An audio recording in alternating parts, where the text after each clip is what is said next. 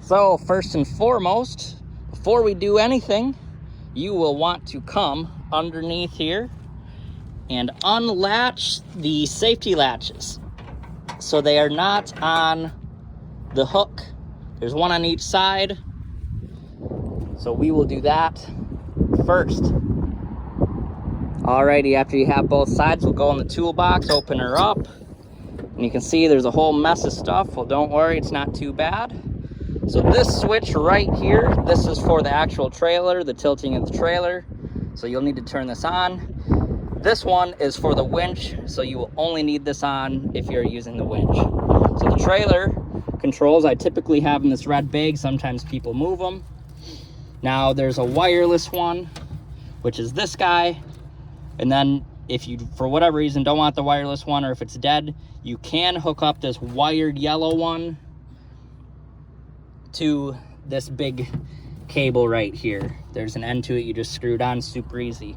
But if you want to tilt it up, all you do is, well, here, let's turn on the switch. It might take a second for the controller to connect, but you should just hit the green. You'll see that red light means it has battery and it's on. And you hit the up and it goes up. And it'll go all the way down till that is on the bottom. Now it's the exact opposite. After you're done, you have your equipment, truck, wood, shed, whatever on here. You just bring it back down. And if you're on a vehicle that you're winching or driving, you can have this quite a ways away, like 100 feet away, I believe, maybe even 150. So you can be on the vehicle, have it up here. As soon as your back tires are back there, you just bring your back down.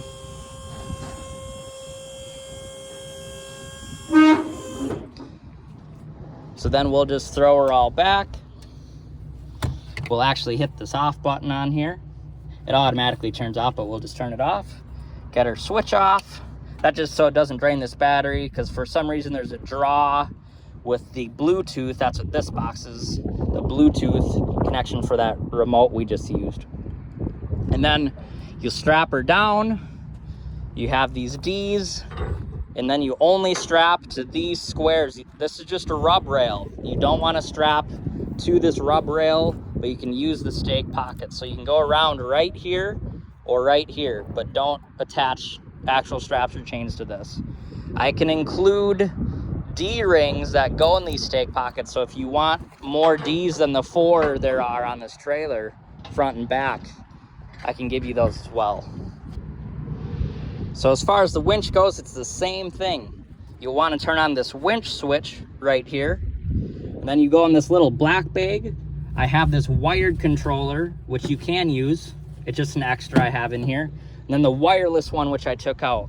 I have an assortment of wireless ones. The ones we have right now actually is this one you plug in.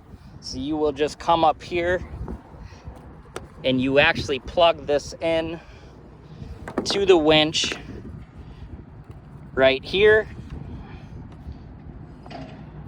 Oop, just like so. So you'll have this plugged in, and then you're going to want to keep this on wireless off because it thinks this is wired. Technically this is a wire, even though you're using a wireless remote. So you're going to keep this switch on off, and then instead of, you know, unless you're lowering something down when this is tilted out, you'll just want this on free spool.